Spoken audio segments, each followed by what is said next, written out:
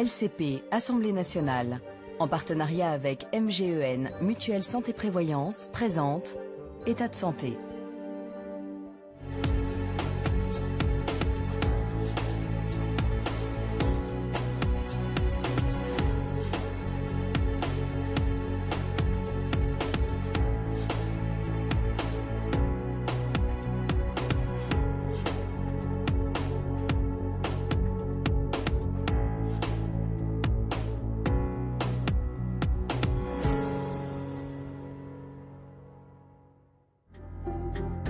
Il n'existe pas de statistiques exactes, mais les médecins estiment que 15% des Français souffriraient d'une phobie.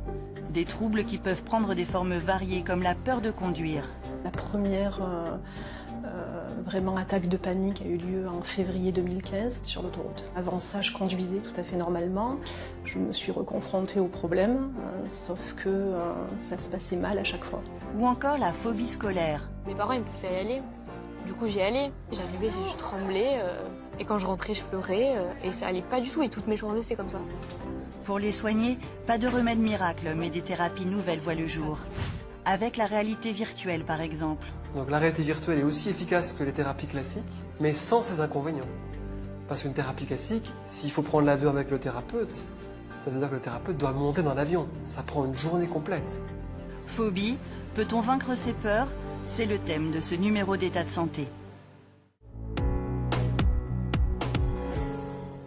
Bonjour à tous, bienvenue dans ce nouveau numéro d'État de santé qu'on va consacrer aujourd'hui aux phobies. Qu'est-ce que c'est exactement une phobie? C'est passé dans le langage courant, mais qu'est-ce que c'est exactement la définition d'une phobie? Est-ce que c'est une maladie? Comment on la soigne?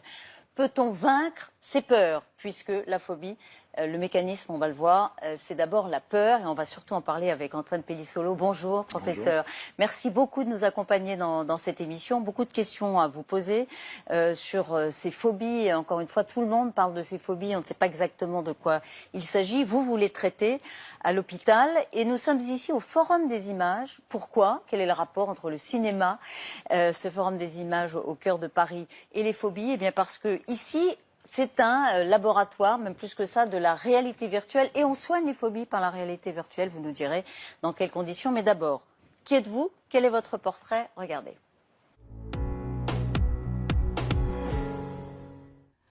Docteur en médecine, Antoine Pellissolo est professeur de psychiatrie à l'université Paris-Est Créteil.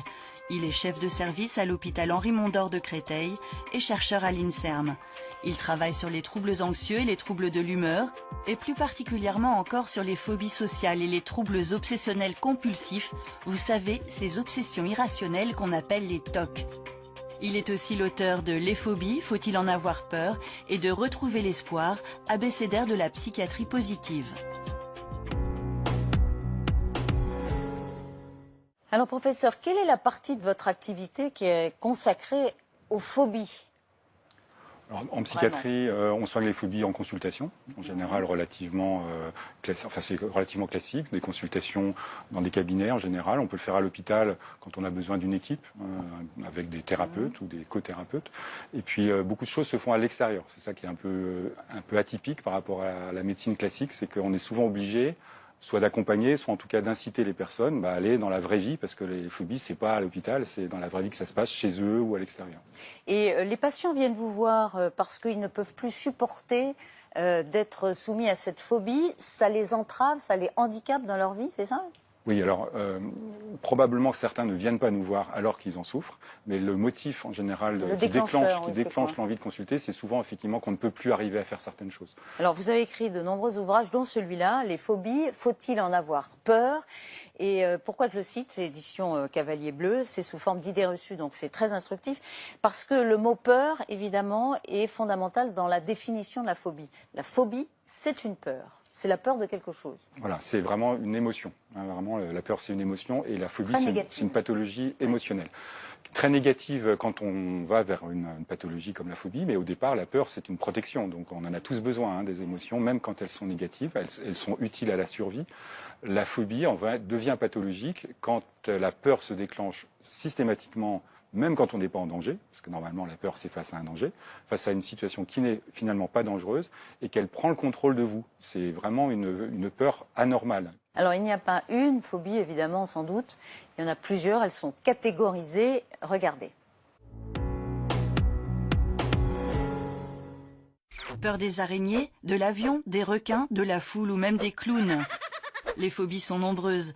Une association américaine de psychiatres en a recensé près de 6456 différentes. Cependant, les phobies handicapantes, paralysantes, pénibles à vivre ne concernent qu'un Français sur 6, soit tout de même 8 millions de personnes. Pour tenter d'y voir plus clair, elles se répartissent en familles. Les phobies situationnelles d'abord, comme la peur de conduire, celle de prendre l'ascenseur ou la peur de voyager en avion. Un Français sur 10 est tellement inquiet à cette idée qu'il ne le prend jamais. Les phobies animales ensuite, peur des araignées, peur des serpents, des requins, des abeilles. La liste est longue et concerne majoritairement les femmes, de 75 à 90% selon l'animal. Les femmes sont aussi plus nombreuses que les hommes à souffrir de phobie sociale, c'est-à-dire prendre la parole en public, peur de se retrouver dans une foule, peur de sortir. On estime que ces phobies touchent 2 à 4% de la population. Et enfin, n'oublions pas une phobie qui touche de nombreux enfants mais qui disparaît en grandissant, la cluophobie, comprenez la peur du noir. Alors professeur Pellissolo, on n'a pas cité, là à l'instant, l'agoraphobie, qui est une des plus connues peut-être du grand public. Ouais. C'est la peur, la définir, c'est la peur de se retrouver dans une foule, dans une place publique. Alors par exemple, mais c'est pas forcément limité à des situations, le mécanisme, c'est la peur d'avoir un problème, une défaillance, un malaise, un problème physique, dans un lieu dont on ne peut pas sortir facilement, où on ne peut pas être aidé facilement. Donc par exemple la foule, c'est vrai qu'on est coincé dans la foule. Un endroit clos, ça peut être le même mécanisme, qui ressemble un peu à la claustrophobie. Mais pour certaines personnes, c'est les grands espaces, ça paraît étonnant, mais on peut avoir le même sensation dans un désert, d'étouffement, et en tout cas d'isolement, sans appui possible, sans recours possible, secours possible, parce qu'on est éloigné en fait. On est éloigné de sa base, on est éloigné des gens. Et donc le même mécanisme s'applique à des situations, vous voyez, quasiment opposées, soit où il y a beaucoup de monde, soit où il n'y a personne. Et alors au départ, c'est les grands espaces, mais c'est vraiment la notion d'éloignement qui est souvent en cause dans l'agoraphobie, qui est vraiment là un motif de handicap qui peut être important parce qu'on ne peut pas s'éloigner, prendre les transports en commun, aller dans certains endroits, faire les courses, les grands magasins, les lieux publics. Quelle est la phobie la plus fréquente ? Alors si on découpe par type de phobie, je pense que les plus fréquentes, ce sont les phobies d'animaux. Si on prend toutes les zoophobies, comme on dit dans leur ensemble, et parmi celles-là, les souris, les rats, les insectes, les araignées, les serpents, voilà, ça c'est ce qui est le plus commun. Donc vous dites les plus fréquentes, c'est les zoophobies, j'ai repris votre terme, et puis en deuxième... Et puis les conditions, donc je pense que tout ce qui est justement agoraphobie et les conditions naturelles, on dit par exemple la hauteur, et puis l'obscurité par exemple, la peur du noir par exemple chez les enfants, c'est quelque chose qui peut être normal, mais qui parfois est handicapant. Donc les conditions naturelles. Ça vient d'où ? Est-ce qu'on est phobique ? Est-ce qu'un traumatisme crée la phobie ? C'est inné, c'est acquis ? Alors ce sont des vraies questions compliquées. Aujourd'hui, je pense que modestement, on peut dire qu'on ne sait pas, je dirais de manière universelle, quelle est la cause principale des phobies. Ce que vous citez, c'est tout à fait vrai, c'est des facteurs qui peuvent créer des phobies. Un traumatisme peut créer une phobie. Un accident de voiture peut générer une phobie de la voiture, comme ce qu'on appelle un stress post-traumatique. Donc ce mécanisme-là existe. Il n'est pas présent chez toutes les personnes phobiques, donc ça n'explique pas tout.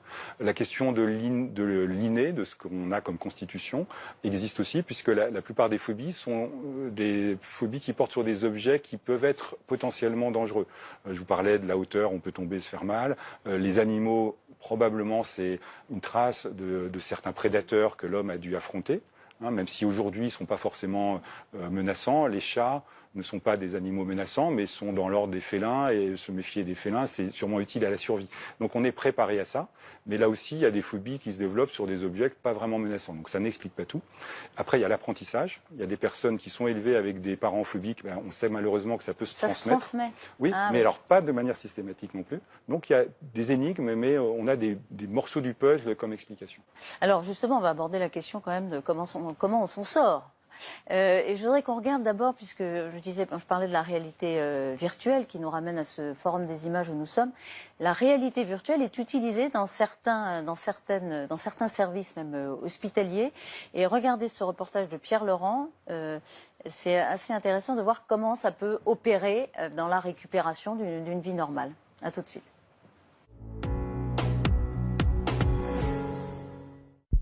Cette vidéo vous donne des frissons? Et celle-là. Si vous tremblez en regardant ces images, alors vous faites peut-être partie des 10% de Français souffrant de phobie. Mais comment en guérir? Peut-être en essayant la réalité virtuelle. Un casque, des manettes et d'un coup, vous voici plongé dans un décor qui vous apparaît plus vrai que nature. Et qui peut-être pourrait vous soigner de vos phobies. Exemple avec Christa, 40 ans. Il y a 2 ans, elle est prise d'une attaque de panique sur l'autoroute en rentrant chez elle. Depuis, impossible de reprendre la voiture. Elle souffre d'amaxophobie. Comprenez la peur de conduire. La première vraiment attaque de panique a eu lieu en février 2015. J'étais au bord du burn-out professionnel et le corps a lâché ce jour-là sur l'autoroute. Avant ça, je conduisais tout à fait normalement. Très rapidement derrière, je me suis reconfrontée au problème, sauf que ça se passait mal à chaque fois. Les pompiers sont venus plusieurs fois me récupérer sur la route. Voilà. Une phobie très handicapante, notamment pour ses déplacements professionnels. Alors, depuis 3 mois, elle a décidé de se soigner en se rendant au CHU de la Conception à Marseille. Un hôpital classique, mais aussi innovant. Un des services de psychiatrie a recours à la réalité virtuelle pour soigner ses patients, qui, comme Christa, sont victimes de phobie. Installez-vous tout doucement, allez-y, sur le fauteuil de conduite. Dans son cabinet, un siège d'auto et un volant de jeu vidéo avec des pédales. Depuis son ordinateur, le docteur Malbos contrôle tous les paramètres de la simulation. Et Christa se retrouve au volant, mais virtuellement. Alors on y va. Donc vous avez dit que vous vouliez une nationale. Oui, C'est plutôt, ça, donc oui. une nationale. Allez, je choisis nationale. Vous voulez de la pluie, du beau temps, Plutôt de la du beau brume, temps, de jour ou de nuit? 2 jours. De jour, entendu. Niveau de trafic, donc on repart du pont où on s'est arrêté, pour aller tout doucement, donc aucune voiture, à part la vôtre. Allez, à vous de jouer. L'objectif de cette thérapie par exposition est d'aider les patients à surmonter leur peur en y étant directement confrontés. J'aimerais passer la seconde, mais je ne sais pas, en fait. On la passera plutôt en ligne droite. Oui. On dira, je restais comme ça. Très bien. Levez le pied si vous ne voulez pas aller trop vite. Et vous pouvez freiner aussi, vous avez le frein. Voilà, très bien, vous voyez. Vous avez ralenti, c'est ce qu'il fallait faire. Dans cette situation, le psychiatre accompagne la patiente pour l'aider à surmonter sa peur qui, à l'évidence, est bien réelle. Alors, qu'est-ce qu'il faut faire tout de suite quand on est anxieuse? Ralentir les mouvements. Exactement. C'est ralentir vos gestes. Quel est votre niveau d'anxiété de 0 à 100? Je pense qu'il est à 15. 15. Ça diminue. Ça a diminué par rapport à la première fois. Là, ça va pas trop mal. Les études scientifiques démontrent qu'on est aussi efficace, donc la réalité virtuelle est aussi efficace que les thérapies classiques, mais sans ses inconvénients. Parce qu'une thérapie classique, s'il faut prendre l'avion avec le thérapeute, ça veut dire que le thérapeute doit monter dans l'avion. Ça prend une journée complète. Donc c'est beaucoup plus avantageux en réalité virtuelle parce qu'il y a un gain de temps. Également, ça coûte beaucoup moins cher pour le patient, parce qu'une journée entière coûterait très cher en avion. Et c'est, paraît-il, efficace. La thérapie par réalité virtuelle affichera un taux de succès compris entre 70 et 95% selon les études. Du coup, plus de 200 psychologues et psychiatres français, la plupart libéraux, disent utiliser la thérapie par réalité virtuelle pour soigner de nombreuses phobies. Mais attention, cette thérapie ne serait efficace qu'avec des casques très chers qui permettent de se déplacer dans l'environnement et non des casques bon marché qui permettent juste de voir à 360 degrés. Outre Marseille, seuls quelques centres hospitaliers en possèdent, comme la Pitié-Salpêtrière à Paris. Dans ce service, les patients se déplacent dans un décor virtuel, à l'aide de cette petite télécommande. Donc là, vous vous retrouvez dans le hall avancé. Vous allez passer sur les tourniquets à droite. Il y a un ascenseur panoramique. D'après certains spécialistes, la réalité virtuelle ne serait efficace qu'à la condition de pouvoir se déplacer dans l'image. Et vous trichez un peu, regardez bien en bas. Plus bas, voilà. Ah, bah oui, d'accord. Oui. Donc sans déplacement possible dans l'environnement virtuel, ça s'appelle de la vidéo 3D à 360. Ce n'est pas de la réalité virtuelle et cette technique n'est pas démontrée scientifiquement. Soigner ses phobies grâce à la réalité virtuelle ne serait donc pas un gadget, à condition toutefois d'utiliser le matériel adapté.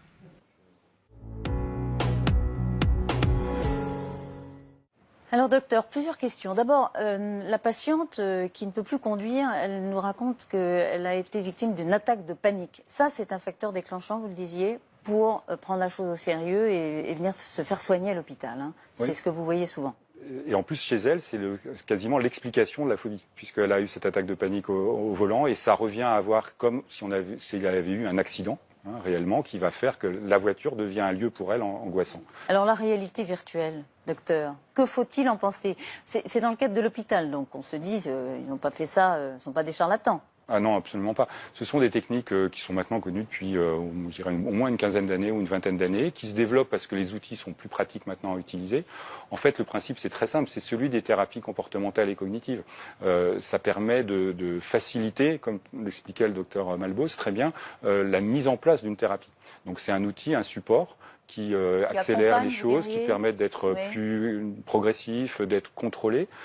C'est un facilitant, mais la méthode, c'est celle des thérapies comportementales et cognitives. Donc les thérapies TCC, comme on dit, sont efficaces. Donc cette manière-là de faire est efficace. Mais dites-moi, on se soigne par la chimie ou pas? Alors les médicaments, c'est particulier. On n'a pas de traitement, je dirais, antiphobique pour toutes les phobies. En tout cas, les phobies spécifiques, par exemple, simples, une phobie d'animal, il n'y a rien du tout qui fonctionne dessus. Et en tout cas, les anxiolytiques, qui sont des médicaments courants utilisés par plein de gens contre l'angoisse, ne fonctionnent pas contre ça. Il n'y a pas d'effet thérapeutique, en tout cas à long terme. Ça peut permettre éventuellement de se soulager quand on est en crise d'angoisse, même s'il y a d'autres moyens qui sont peut-être plus naturels. Par contre, pour ce qui est des phobies sociales, qui sont des formes particulières de phobie, et certaines formes d'agoraphobie où il y a beaucoup d'attaques de panique, un traitement d'accompagnement qui ne va pas suffire complètement par un antidépresseur. Donc c'est une famille particulière qui demande une prescription et un accompagnement par un spécialiste ou un médecin en tout cas, va permettre souvent de réduire la peur, de réduire les crises d'angoisse et donc d'être utile pour se soulager en fait de la partie la plus pénible de l'angoisse. Et dans votre service par exemple, les phobiques vraiment handicapés, ceux qui viennent vous voir, ils s'en sortent ou pas? Oui, alors la bonne nouvelle dans tout ça, c'est que heureusement, ce sont des pathologies qui se soignent bien.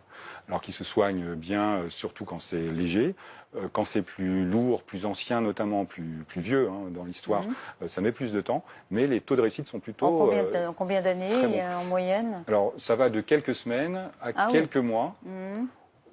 Rarement quelques années, quand il y a vraiment beaucoup de problèmes sous-jacents, mais c'est plutôt de cet ordre-là, des choses relativement moyen terme et qui sont vraiment efficaces, parce que là, on a des taux de réussite qui ne sont pas de 100%, il y a toujours des cas difficiles, mais qui se soignent bien. C'est vraiment la phobie, le on message. la soigne. Ça, c'est intéressant. Alors, il y a une phobie dont on a beaucoup parlé ces dernières années, dans le cadre d'émissions ou de journaux grand public, c'est la phobie scolaire.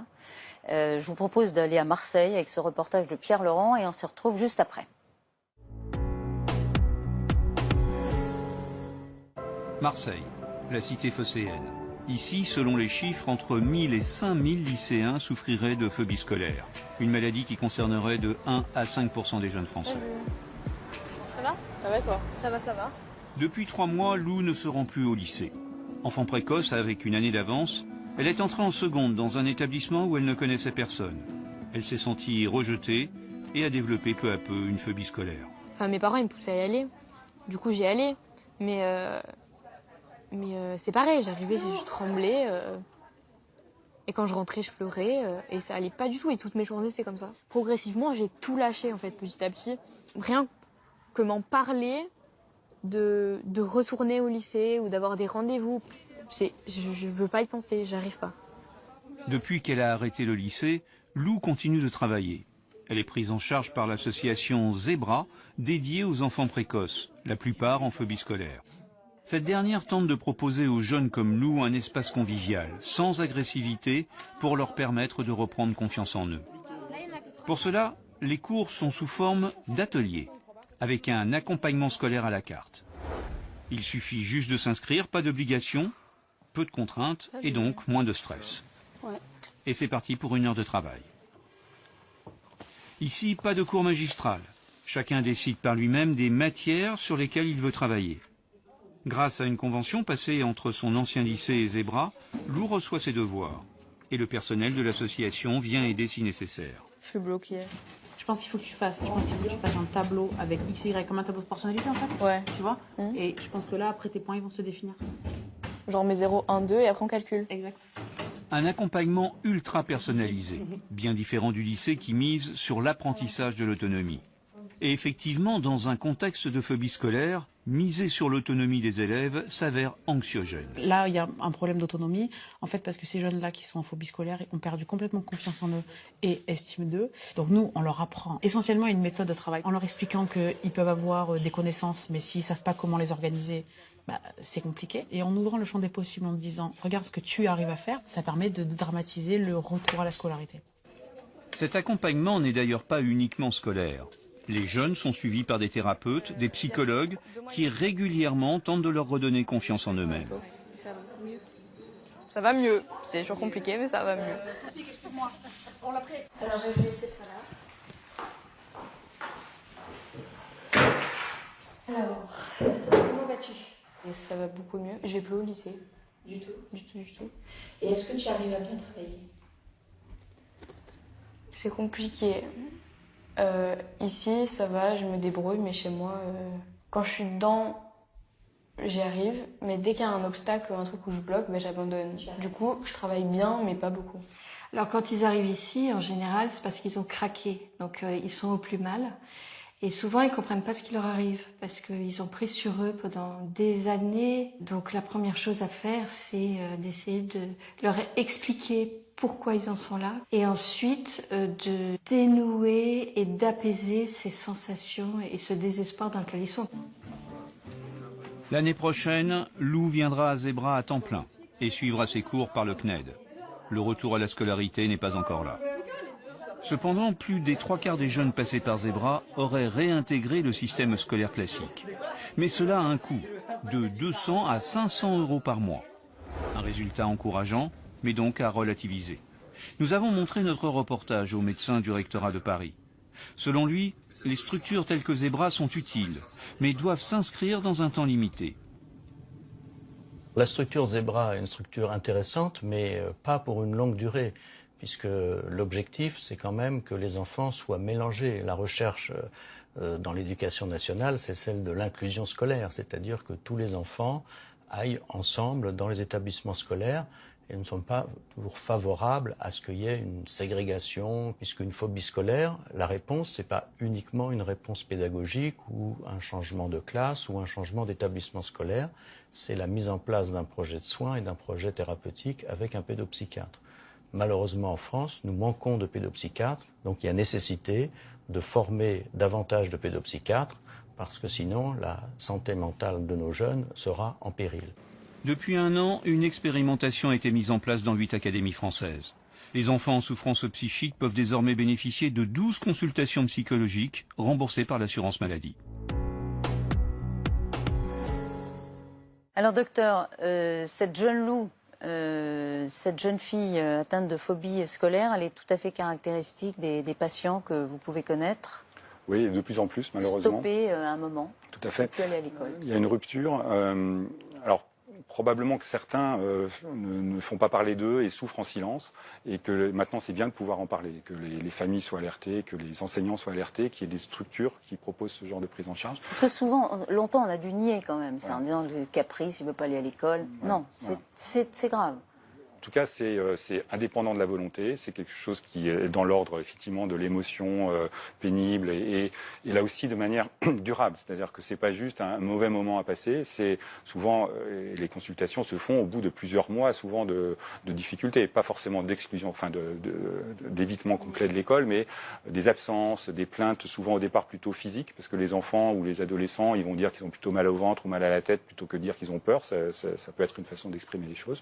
Donc c'est vraiment un motif d'échec scolaire aussi qui peut être important et en plus de marginalisation, de désocialisation important. Pour les parents, un tout petit conseil pour ceux qui se demandent si leur enfant est ou non phobique ou si c'est pas de la comédie, un petit moyen de reconnaissance Oui, alors c'est vraiment la durée, hein. C'est-à-dire que quand vraiment ça se répète et quand ça dure depuis plusieurs semaines, et surtout plusieurs mois, je pense que ça peut pas être de la comédie, entre guillemets, même s'il y a tous les facteurs qui vont se rajouter, mais c'est vraiment utile dans ces cas-là d'avoir un regard extérieur, parce que le dialogue avec les adolescents notamment est pas toujours simple pour les parents, donc juste de poser la question à un intervenant extérieur, le médecin, hein, tout bêtement, ça peut être le généraliste qui connaît un peu la famille, et éventuellement après un psychologue ou un spécialiste, un regard extérieur, donc ce n'est pas engageant, hein, ça ne veut pas dire tout de suite qu'on va dramatiser les choses, mais juste écouter le jeune, parce qu'il y a vraiment la notion de dialogue derrière et de soutien qui est vraiment essentielle dans cette appréciation. Alors, je voudrais juste reprendre 2-3 idées reçues que vous avez inventoriées dans votre livre pour que vous puissiez répondre rapidement si vous voulez bien. D'abord, est-ce que les phobies cachent... c'est une idée reçue. Les phobies cachent souvent une dépression. Eh bien non, je crois qu'on peut être phobique, très très phobique, sans être déprimé. On a parfois les deux qui sont associés, mais c'est un autre mécanisme psychologique et émotionnel. Ce sont deux catégories vraiment différentes. Dernière question pour la fin. Elles sont de plus en plus fréquentes, les phobies ? C'est difficile à comparer avec le passé. On peut penser que là, comme on en parle plus, quand les gens connaissent, ils en parlent plus eux-mêmes. Il y a un niveau d'anxiété générale de la population qui augmente un petit peu pour ce qui est de l'anxiété générale. Les phobies en particulier, ça dépend des déclencheurs. C'est vrai qu'aujourd'hui, il y a beaucoup plus de phobies des transports en commun et de la voiture que dans le passé, parce qu'il y avait moins besoin de ces outils-là. Donc ça suit un peu les besoins de la société aussi. Bon, voilà, l'homme est phobique. Et de façon assez stable quand même, d'après ce que vous nous dites. Et merci beaucoup d'avoir dédramatisé en tout cas le sujet. Je renvoie à votre livre, hein, Les phobies, faut-il en avoir peur, pour approfondir encore la connaissance de cette pathologie dont on peut sortir. C'est ce que vous nous avez expliqué, Antoine Pellissolo. Merci beaucoup d'avoir été avec nous. Merci d'avoir suivi ce numéro d'État de santé. Et à très bientôt. Au revoir.